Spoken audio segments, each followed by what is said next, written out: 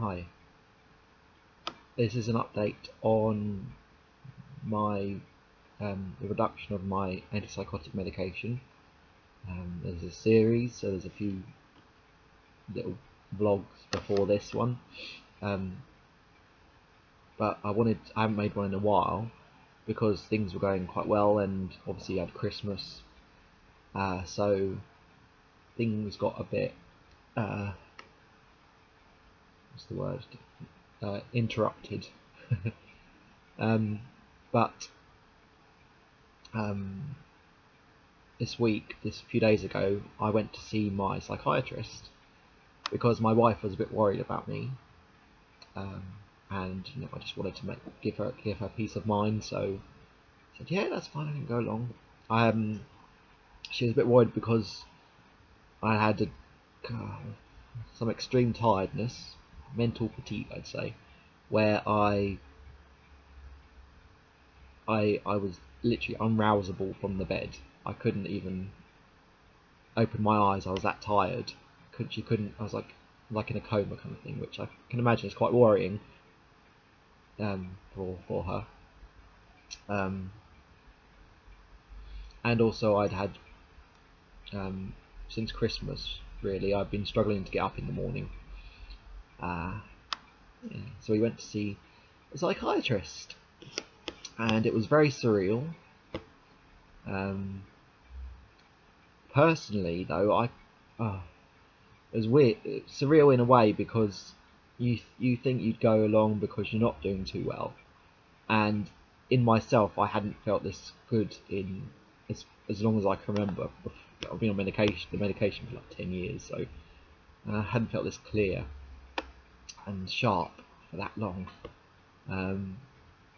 And so, we talk about the tiredness, and he says his first reaction is, that to me sounds like an early sign of relapse. And I was like, okay. I hadn't really thought about it, but looking at it now, and we did discuss it, there were things that conspired together. Conspired being an inappropriate choice of words. Things like I had my dose lowered, obviously, so that affected things. Then I dislocated my knee, so pretty seriously. So that disrupted my routines, and then obviously Christmas threw everything out of kilter. But I think with the medication and that, being able to think more clearly, I don't know if I've said it in the past, but it's kind of comparable to being stuck in treacle when you're on medication. You can't really move anywhere, and if you do, it's knackering. But when suddenly the treacle is gone or lessened, and you can move more freely, you do. But because you're not used to moving so much, you then get tired. That's how I see it. And yeah. And I don't think he really listened to that. I don't think either he didn't understand it, or he didn't want to understand it, or just couldn't comprehend it. And also thrown into that mix was the fact that I've been taking these B vitamin complex thing, which is supposed to help with fatigue and tiredness and management of energy. And about the time I stopped taking them, soon after, I struggled with tiredness. And I think I went unnoticed because of Christmas, and we were late nights and whatnot, and getting up late and stuff, so it went unnoticed. And yeah, and last week I started taking them again, and my tiredness is I'm a much more it's easier to function now. You to stay awake. Yeah. So from all that, it kind of seems like making a mountain out of a molehill. Such a trivial thing, but it could have gone so wrong if I would have probably been less cognizant of how things are. I could have,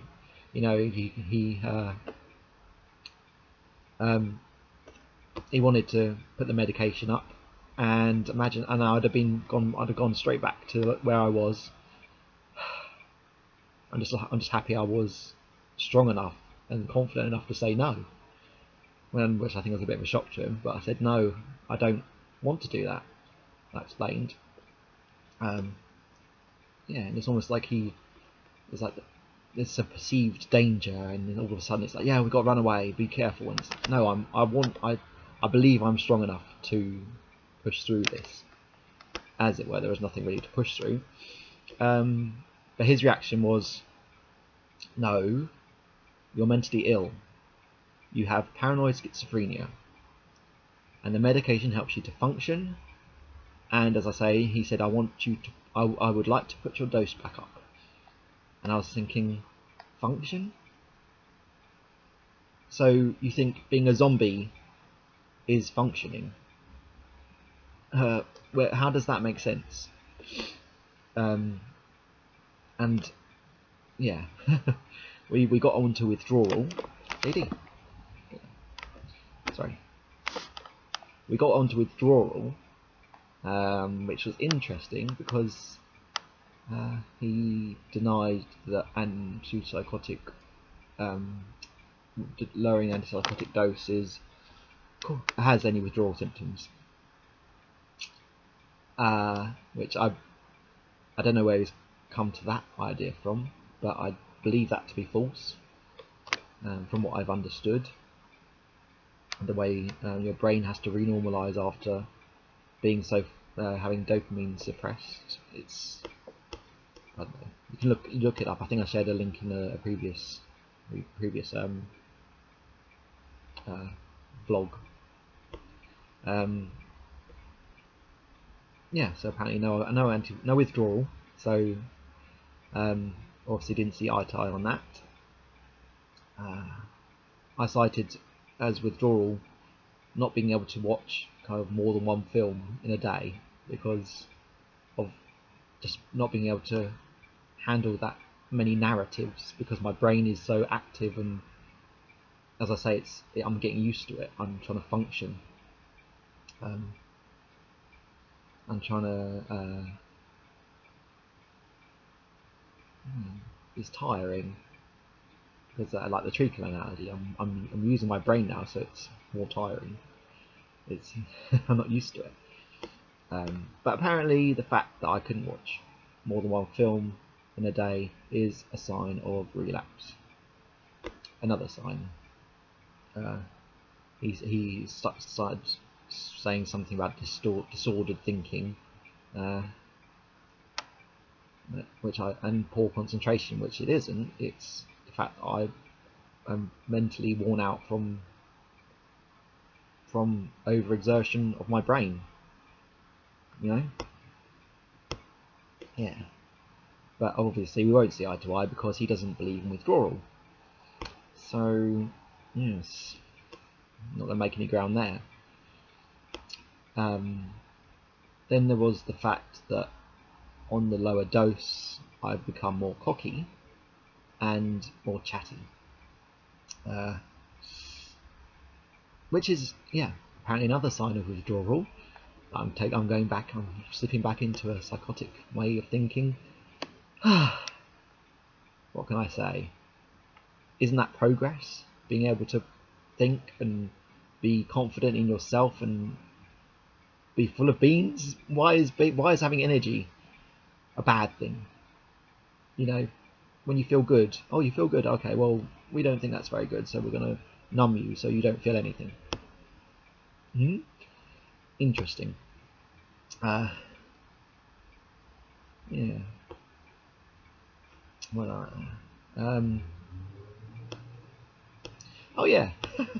Not only did he want to put my dose up, but when I said no to that, he then tried to recommend me to try a different antipsychotic that is less drowsy.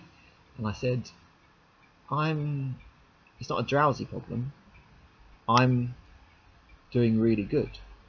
I'm really when I am awake, and it's good. And I think the disruption of Christmas and just kind of getting back into the routine of getting up in the morning and being up all the day is it's just getting back into it. It's not a matter of it's not a matter of a problem with medication per se. It's just one, needing yeah. And obviously, if there's a knock-on effect, isn't there? So if you have a late night, you're gonna have you're gonna have to sleep in the next day. Yeah, it's trivial stuff. It's stuff that is explainable, and but it's obviously, in this case, when you walk into a doctor's office, everything seems to be a symptom or a sign of relapse. It's almost like you're buggered from the moment you walk in the door, because he doesn't see you. He doesn't seem to see me from a point of not knowing. He doesn't want to understand me. He wants to apply his existing medical model, his medical model to my life.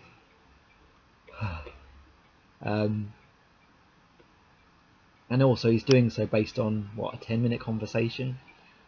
10 minutes, and you decided everything about a person. How does that make sense? Walk a mile in my shoes first. Like, actually come talk to me and listen to me and try and understand me, and then we can discuss how you interpret that. Seeing you like once every 3 months or 6 months or whatever, that doesn't give a whole rounded picture. And as I say, I'm not struggling to do any activities. I made a conscious decision to stop doing activities because of the lower dose, and coping with withdrawal it wasn't practical to continue my training, my peer support training, and obviously I was housebound for quite a while because I couldn't walk anywhere with my dislocated knee. and then Christmas again disrupts things. Everything stops, doesn't it? So yeah, and I've as I say, I've never felt sharper in my thinking. I've felt clearer in my being, and I'm able to think and be in the moment and think things and use my brain, whereas before I was numbed and unable to, which I think is part of my own personal recovery and separate to the medication. But I did say about this, and he said, guess what he said? Too much thinking, overthinking, is a sign of relapse. Okay. He said he's seen this before, and it leads to a distorted view of beliefs about the world. I was thinking, well, he did actually, I'll give him credit, he did say he wasn't absolutely sure. He was like 99% or whatever, I think that's what he said, sure that it's relapse. But yeah, you don't know me. It's exasperating. It was literally like bashing my head against a brick wall for half an hour.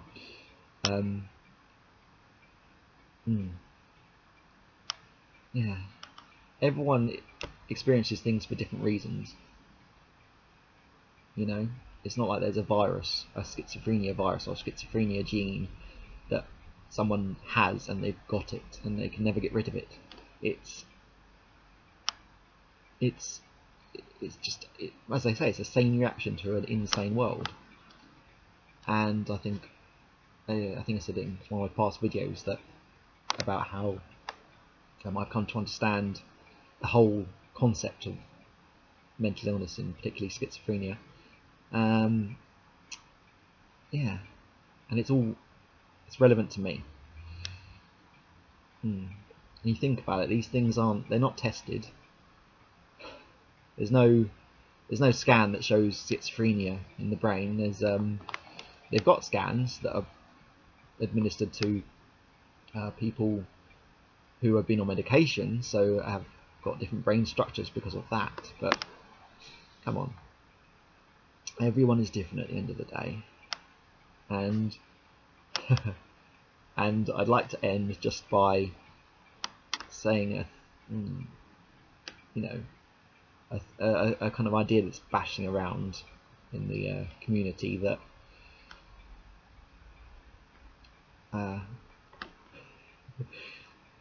it's the lady doth protest too much.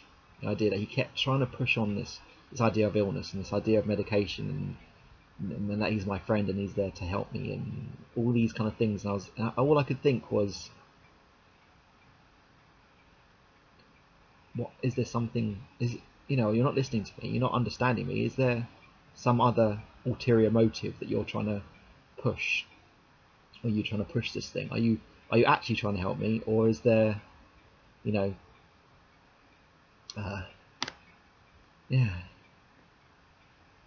it's a bit worrying when your thinking starts going that way. But I